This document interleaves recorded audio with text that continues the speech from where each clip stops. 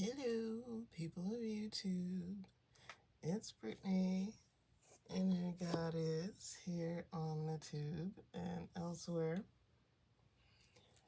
I'm coming on here to discuss the reflection of soulmates.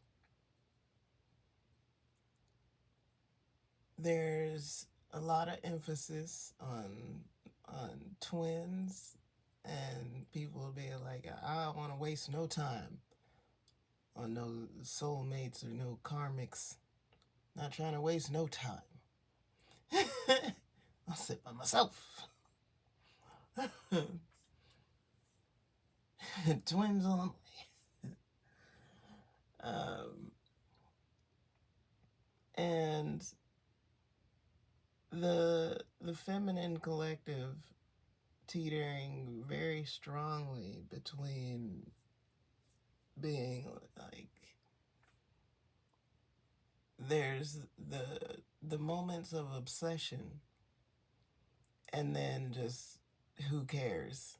Who cares? I'll just focus on myself. It's not gonna happen. I'm not gonna worry about it. I'm not gonna think about it. I'm just gonna focus on me. Well, if you believe in the thing, what do you think he's doing as your reflection? You think, so you're gonna focus on yourself and he's gonna be chasing you down.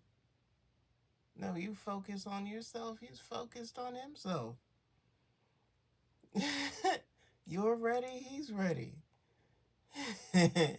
You want him, he wants you. You don't want him, he don't want you. Mad. Two mads. So,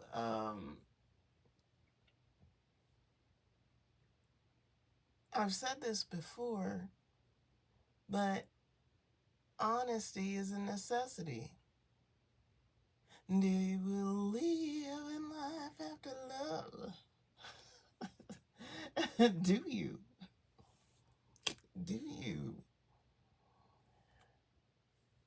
Do you believe in accidents? Do you believe in fate? Do you believe in destiny? Do you believe in a person for you? What do you think love is? Do you feel like you need to love yourself first? What does that look like? What does that feel like? What does it feel like for someone else to love you? Do you want to be loved?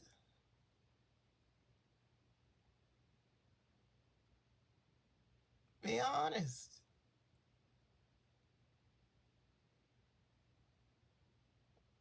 And believe that you can actually have your real answer, because it wouldn't be in you if it wasn't for you. You are conscious of certain things for a reason. There are people on this very, very earth that do not believe in love per se. They may very well believe in partnership, believe in marriage, believe in collaboration, believe in working with other people, but not love.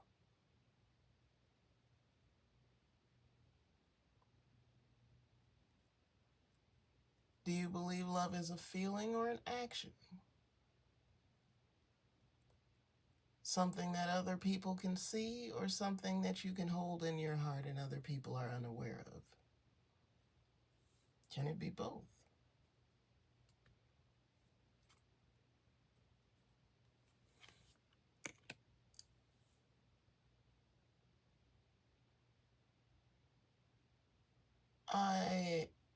I stir up these contemplations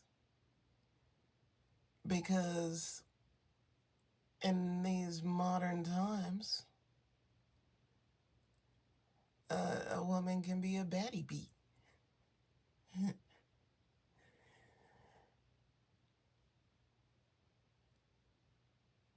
But there are baddies that are happy, and there are baddies that are mad, and their bad behavior is a consequence of that fury. Whether you look mad or not.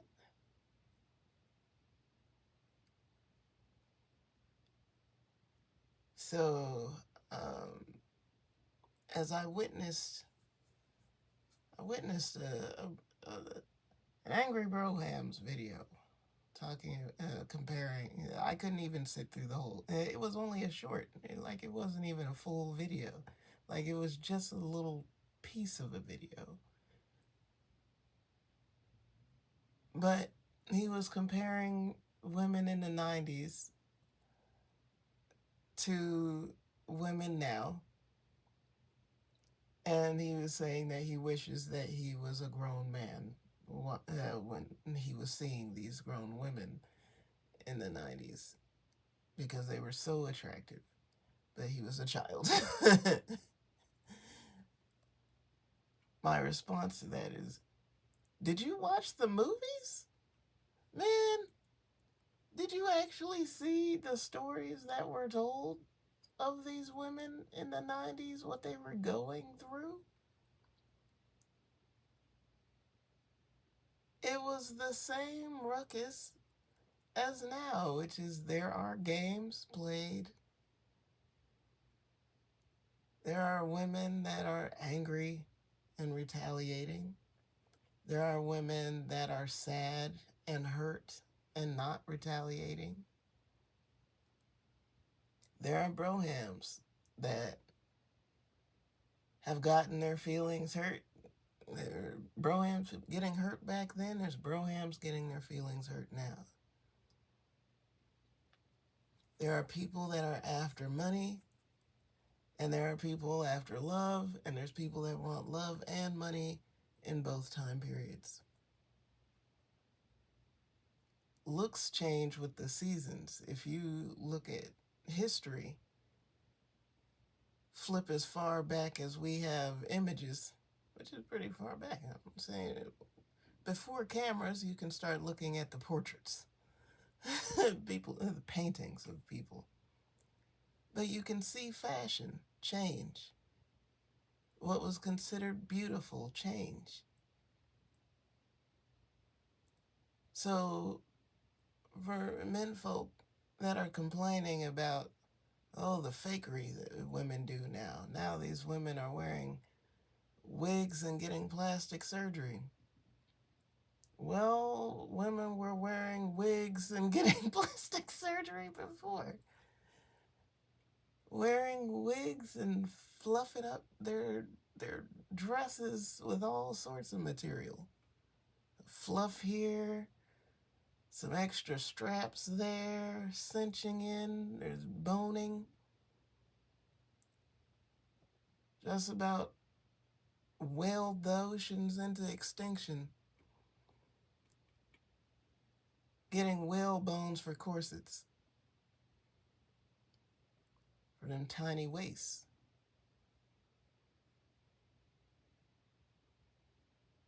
Mashing the boobs up. Fluffing the boobs up with whatever padding one can come across.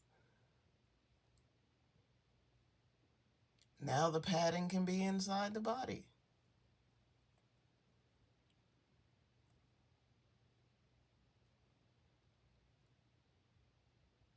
So women wouldn't do it if it didn't work. If it was not effective whatsoever, women wouldn't do it. Black women in the 90s were getting relaxers. Predominantly, that was like a major thing in the hairstyles. There were some women with the braids, but Brandy stood out as a braided chickadee because it was unusual. Even though it's a ancient style, braids are not new to melanated folks. But at that time period, it was major to have your hair braided and stick with that. It tends to be black women put their hair in braids when it's summertime because we might be getting in a pool or in a sprinkler. Our hair might get wet. So if your hair is in a relaxer, it's going to get very fluffy very fast. Your style's going to be jacked. But relaxers were everywhere. That's why Aaliyah was so popular, because you get your hair in a relaxer doesn't mean it's going to stay on your head. Your hair might crunch off like crunchy bacon. It is getting chemically burnt into straightness.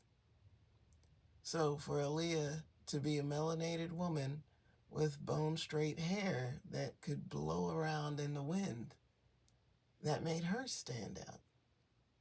Long hair. And no visible signs of a weave.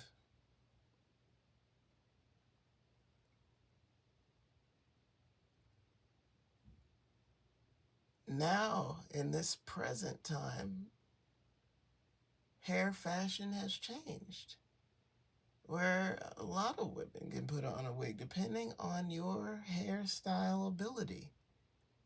You can put some hair on and pass it off as your hair. It's not as glaringly obvious someone is wearing a wig as it has been in the past. It's not as glaringly obvious someone has plastic surgery if they don't want it to be. It's a style, it's a fashion. It's like the people in France that had the tall wigs, they were not trying to pretend that was their hair. They had flowers and birds and all sorts of stuff in their hair. They were trying to show status. Huge boobs have not been intended to look like they are natural. There's only two reasons for huge boobs. Like generally, it's lactation. Like it's a childbearing woman. She's a large woman, so the boobs go with the figure. Or they're artificial boobs. Status.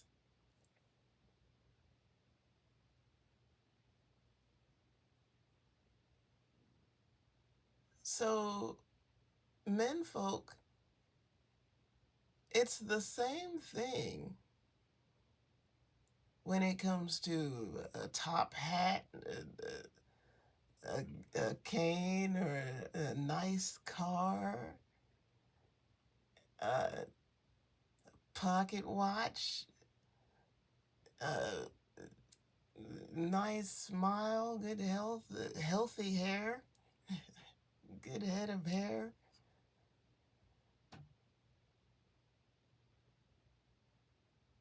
But beyond the money, women have always been looking for a man that is capable of caring,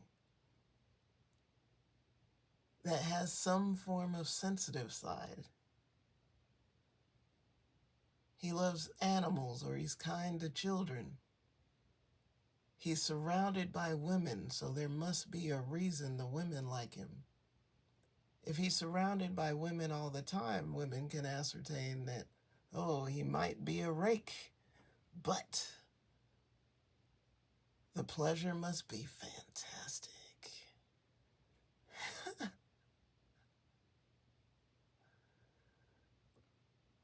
Or he's throwing lots of money. He provides for many women. He's got the means to provide for multiple women at the same time. He's nice. He doesn't beat the women too badly. If a man has a reputation for woman beating, there will simultaneously be a reputation for being both money having and pleasurable. This is how some brohams get away with such things. This is how when women judge women, it's just like, and their focus, the eyeball is on women. Like, oh, how could a woman ever fall for a man already known to be in some form of relationship? How could she be interested? What kind of travesty, tramply tramp? How could she? I can understand, because chickadees look, and they look at, how does the woman look that's supposedly reserved by this broham? Does she seem happy? If she's happy, maybe you could be happy with him too. Maybe he's just a nice guy. Maybe he could be a nice guy to you.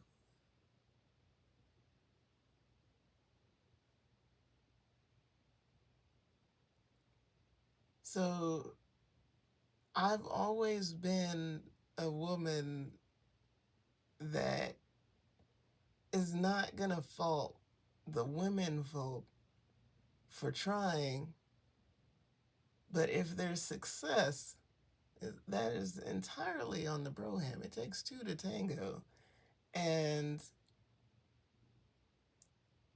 no sex can occur without the penis being excited. Vagina being excited is not necessary for sex, but penis being excited is.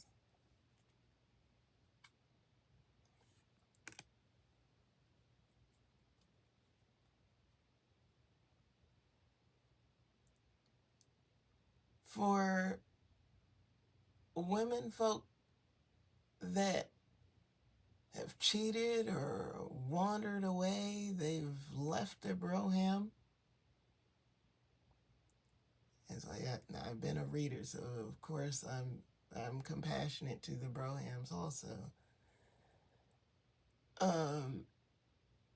The thought bubble is that those are hoes, bad women. They just want more money, more status, or they just want to hump all the time. That could be true, but it can also be true that a chickadee is looking for a love feeling that she wasn't receiving.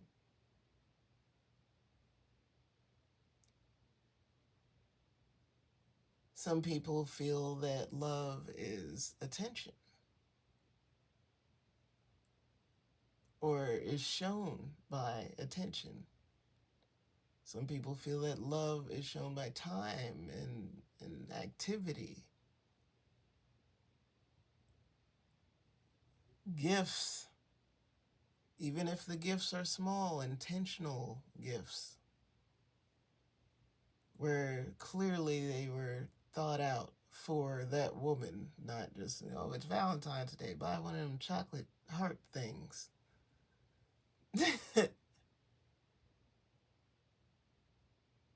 No, you know that, some example, something romantic. Uh, that she's on her feet all the time. So you massage her feet.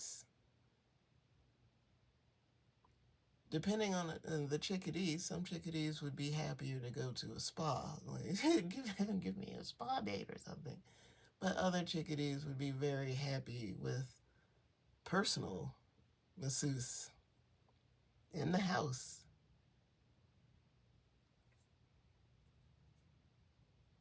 That would be a personal gift.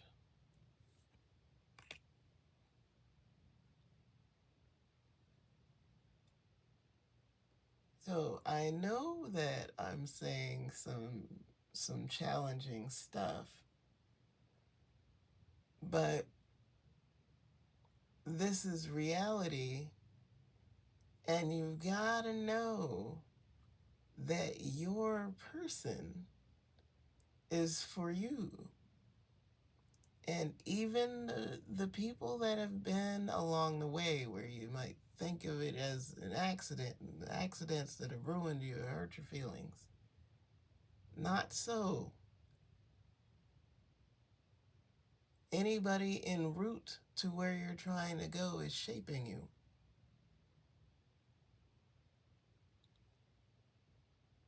There isn't, in this present day and age, there hasn't been an expectation of your parents being in your life all the way through. There was a time where if you don't get married or whatever, and even so, if you do, you could very well be on a family plot of land and the parents are in one house and you live in another house, your siblings live in houses, and it's all on a plot of land. You all still work together. The farm continues. Survival.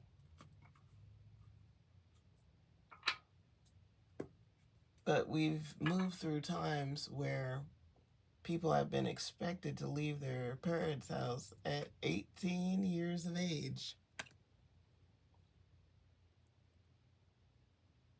But this period of time, we've had economic collapse. We've had a global pandemic. So we've had 2 strikes that I can list just right off the top of the dome that make it pretty freaking incredible and extraordinary if you haven't gone back to your parentals at least once or have helped. You've helped them, they've helped you, some sort of collaboration with your parents in adulthood. If you haven't, you might be part of the hostile demographic because they cannot assist you or will not assist you. It is hostile. Or you don't want their help because you'd rather chew your own feet off. The rage is so deep. Hell no. You'll roast in hell before dealing with your parents. All right. I don't know your life.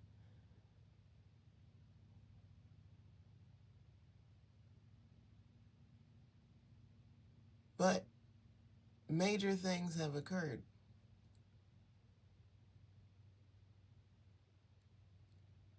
So this also brings up the thing about romance.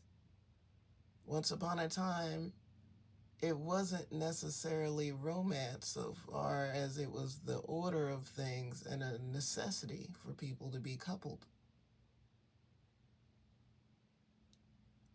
Things are occurring where it's getting flagrantly obvious in society that although people want independence,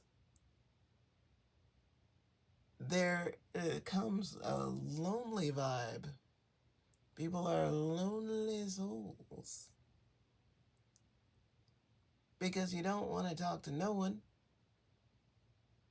People complain about AI, but people would not be talking to the robots if they didn't want to talk. People still want to talk.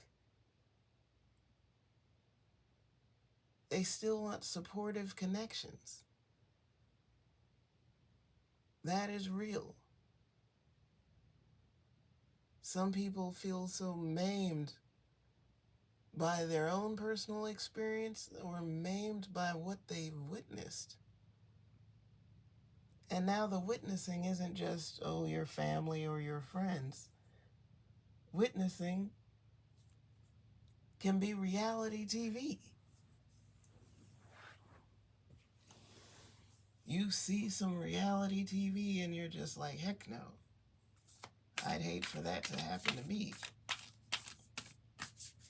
Well, it didn't happen to them either. It's TV. I know that the intention, like it's being presented as real, but you can go as far back as Real World, which was basically the beginning of reality TV. And people from Real World, people that were part of the cast of this early show, will tell you that plenty of it was staged. Plenty of it was manipulated to look a certain way or be a certain way. Even then. This is the 90s. So,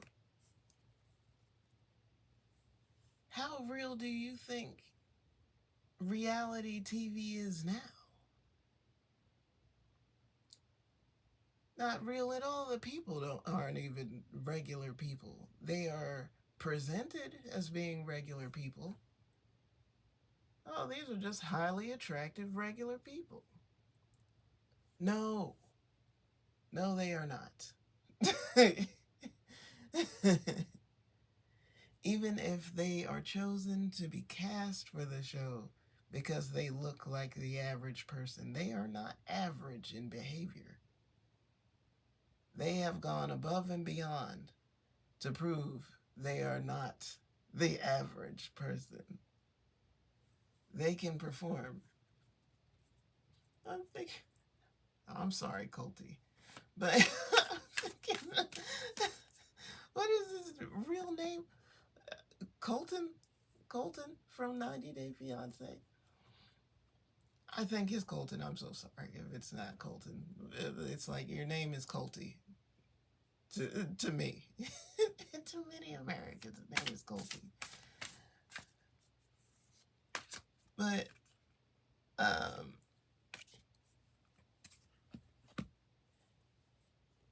he was chosen because he looked like a regular guy. But no. I did not watch every episode. Like I can't say I've seen every season. No, it's been sporadic. My parents watch 90 Day Fiance.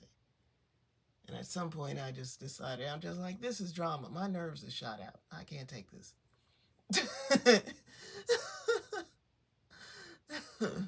But anyway, the man had a voracious sexual appetite. But is it actually nice? It's not. Here's the thing. It's not that women don't want to have sex and men do. Women want to have sex too. The more a woman wants to have sex, the higher the likelihood that the sex is pleasurable. She has had pleasurable sex. She enjoys sex. If she doesn't want to have sex, she's not having orgasmos. Maybe she never has, or she isn't. And so sex is a chore. Sex is an obligation. Sex is a nuisance.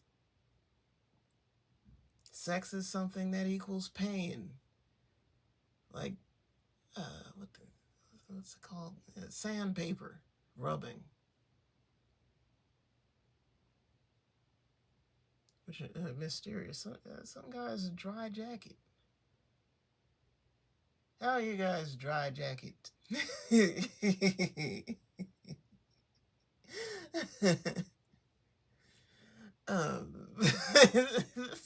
like a sidebar. But point is, I think that Colton would be known as much more debonair if the sex was fantastic to have. Don't come for me, Colty. If I'm trying to say that I'm talking crap, just ignore me. Ignore me if I'm wrong. Okay.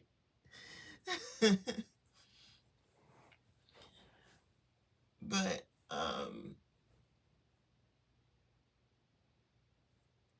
that was an issue, and also that he was more than just close to his mom, because plenty of people are close to their mom, but or are friendly with their mom, or are nice to their mom, or their mom looks out for them, or bugs them, or tries to be nosy into their life. Plenty of people experience that. But it is unusual to not only live with your mom, but be like, she's very much enmeshed in your decision making. For her to know who you're with and all sorts of stuff about them, and have their opinion have a lot of weight on what you do and don't do, where you go and don't go, what you buy and don't buy. That is unusual.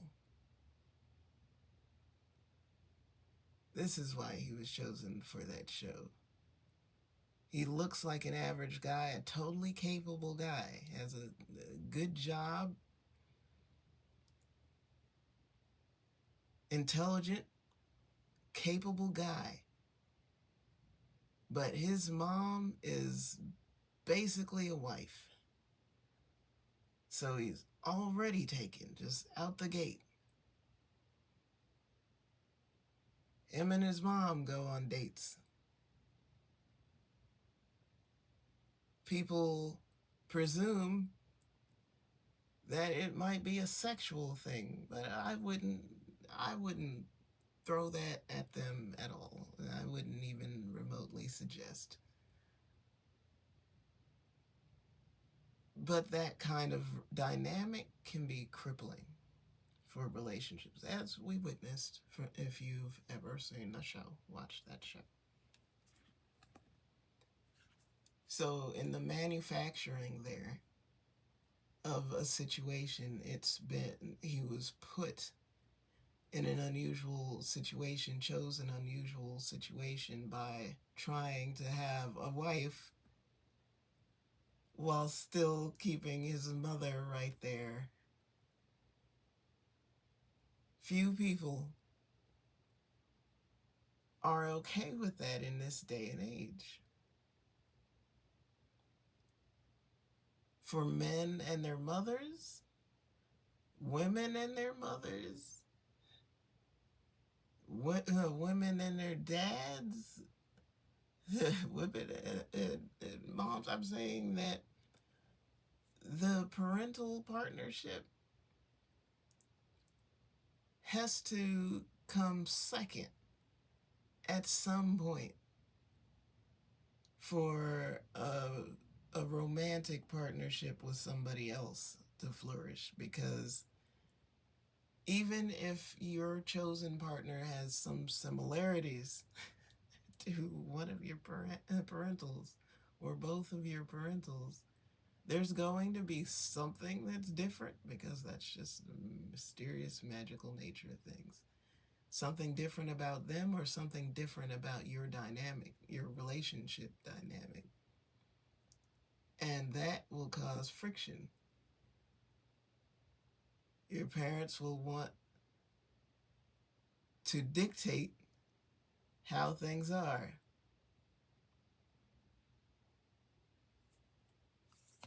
And it's on you to insist on what you like. What is for you that is different?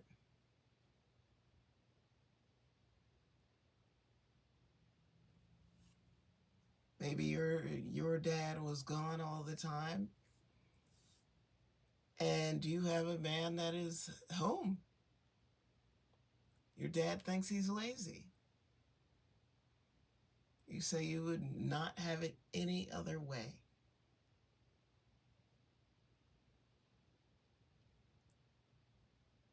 Maybe your parents never argued because they just didn't discuss what made them angry, and it just simmered. The rage just simmered. Or one of your parents just stuffed their feelings down, and you and your partner argue, and your parents might be aware, might have witnessed, and they say, that's terrible. This is definitely the wrong relationship. But you're very glad that you and your partner discuss things. And there is no doubt in your mind that you know how they really feel. And that they know how you really feel. And your thoughts are out there on the table. Their thoughts are out there on the table.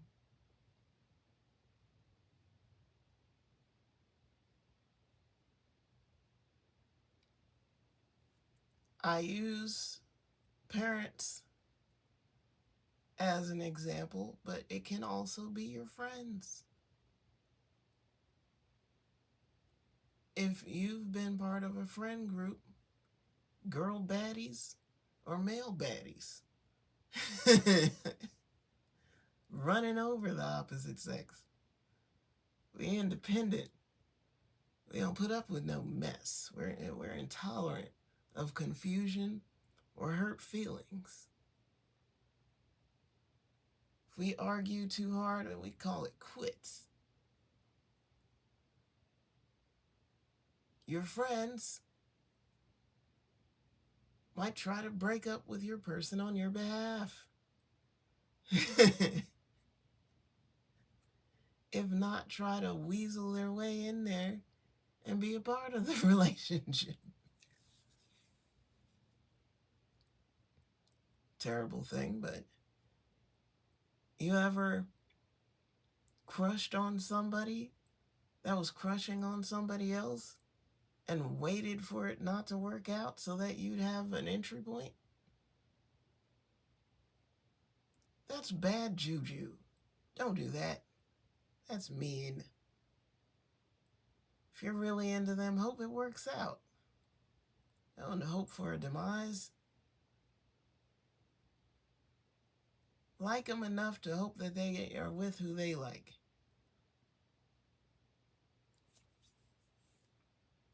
But have you ever been that person?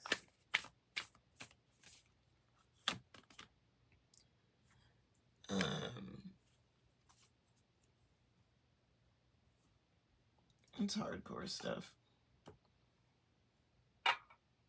People do this with reality TV stars and famous people in general, just public figures.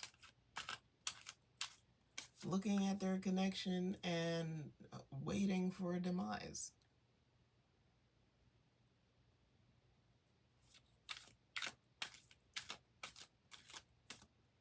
For some people, that has an effect. For others, it does not.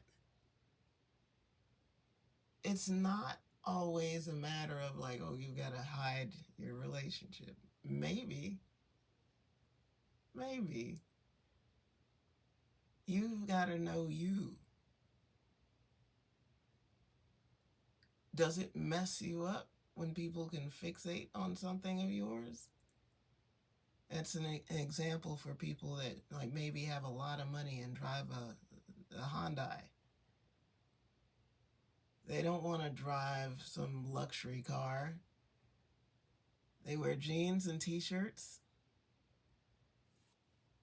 They use a regular phone. You cannot see their money. And other folks, they've got a big house, a nice car, they've got the latest in electronics, they have nice clothes, they go out to the expensive restaurants. They can show their money without it being lost. Angry people all around, people that want their money all around, and they can tell people no, and they can piss people off and continue doing what they're doing. Some people can show their relationship, and they're just like, you don't have to like them or not. I'm in love. You can say all you want. I love who I love. And other people, all that conversation, all that hyperfixation on a person is enough to make a person be like, forget it. People say you suck, I think you suck.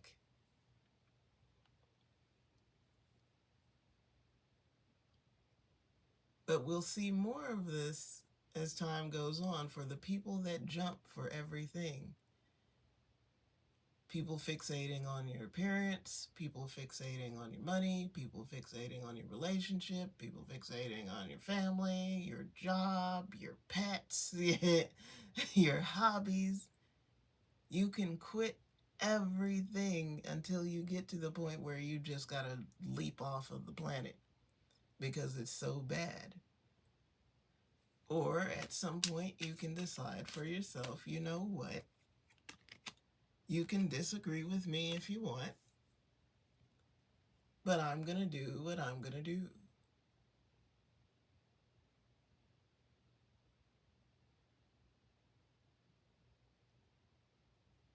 Whether someone argues with the general public or gets really quiet and stays to themselves is up to them.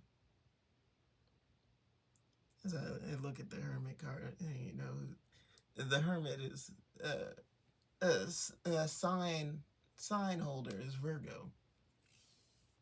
You know, a famous Virgo is Beyonce. Another famous Virgo is Dave Chappelle.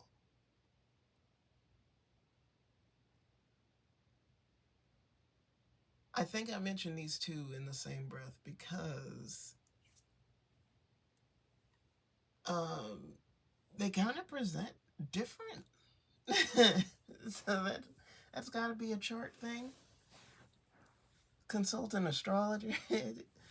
Astrologers, any astrologer that happens upon this video, you can eyeball the two of them and do some contrast to see what the differences are here. Because it seems like Dave Chappelle is more open about his family than Beyonce. More open about his life and his happenstance, like what he's up to, than Beyonce. But both of them gotta stay out of the way when it comes to Hollywood stuff. They might be involved, obviously, famous people, celebrities. They do celebrity things. But also quietly. You don't really hear too much about either one of them, except by people from a distance or way later. So, but again, there's a little bit of contrast here because there's people that will talk about meeting Dave Chappelle once upon a time and have a whole story. It's kind of rare you hear something about Beyonce. It'll be like, oh, I went to high school with her. It's like, well, good God.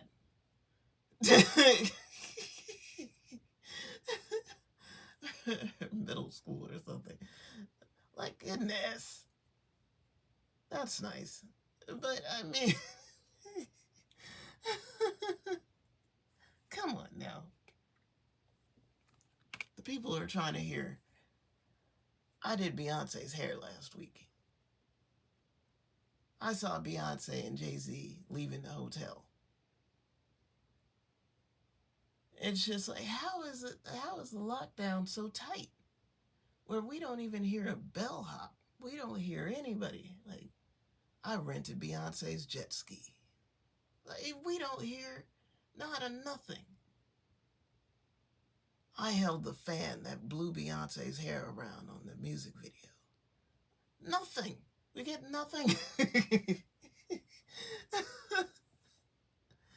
And Dave Chappelle, it might be more recent. I did an interview with Dave Chappelle, and he was very gracious.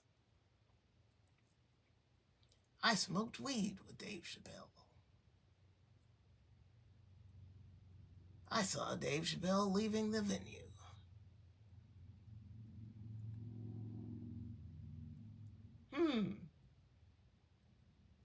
Yeah, see, that's a note about charts. There's significant difference.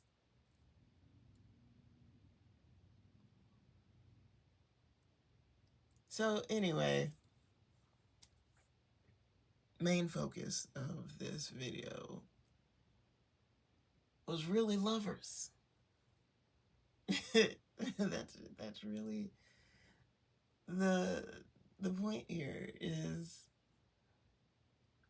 preparing for your lover, being open to your lover, being honest about your lover. I saw somebody, well, two folks. I saw a chickadee first, but I also saw a guy that wrote letters to their person before they had even met. And then they went on from before they met to after they met and through the relationship, and the guy gave his wife the notebook, the journal that he had written while they had been seeing each other on the wedding night.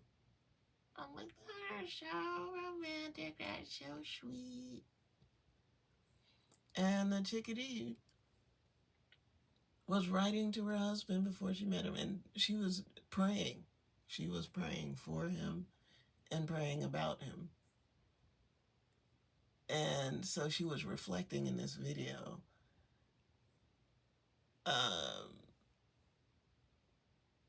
about like the relationship ups and downs. She's a very, very Christian woman, churchy. And so trying to be a good girl, even though she was so thrilled and crushing on her man.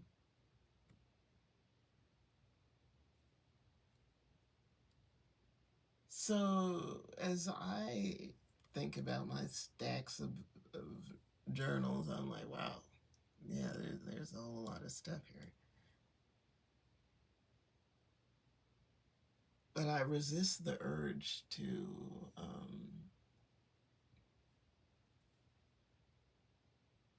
I don't know, blot certain things out of my mind box because it's been part of the journey. And real life romance is real life romance. We got to remember that we as people, we're not based on the movies and books. We're what the movies and books are based on. So if some part of your story sounds less than savory, it sounds embarrassing, or it sounds kind of sad, or it sounds really hard, reframe that shit. Reframe. Think about it differently. Because if you were writing a movie or you were writing a book, there would be a way to tell it where it ends up being romantic. I'm thinking about the wedding planner right now. Someone mentioned in a video that Jennifer Lopez has been married like so many times in movies. In that movie, Wedding Planner, she's there helping other people get married. That's her job.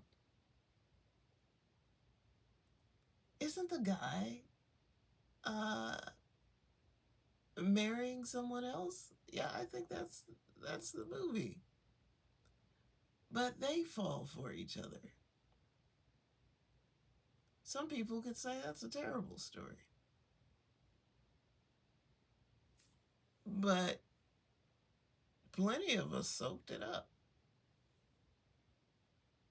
How sweet that the one that loved romance so much, but had kind of given up about it being for her, someone fell for her. I'm like, was he married? Yeah, I think that was it. There was some reason why they met, though. Was it his? I haven't seen the movie in a long time. I'm sorry. But anyway, that's the point. Everybody's story, whatever it is. I was talking about love, but it can be your work, your career, your family, uh, yourself. Romanticize your story, and it's romantic. You don't have to give up on anything that you really want, on anyone that you really want. If they want you to, it is what it is, no matter what anybody says. So, if you made it this far in the video, I appreciate you. I'm sending lots of love on your journey, and I'll see you in the next one.